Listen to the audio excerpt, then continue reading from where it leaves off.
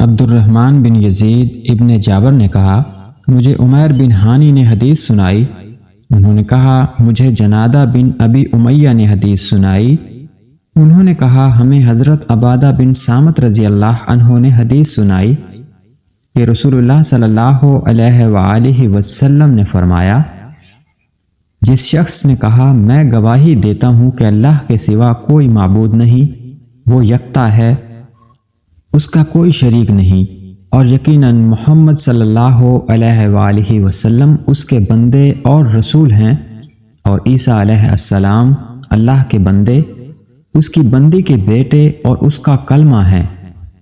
جسے اس نے مریم کی طرف القاء کیا تھا اور اس کی طرف سے عطا کی گئی روح ہیں، اور یہ کہ جنت حق ہے اور دوزخ حق ہے۔ اس شخص کو اللہ تعالیٰ جنت کے 8 دروازوں میں سے جس سے چاہے گا جنت میں داخل کر دے گا۔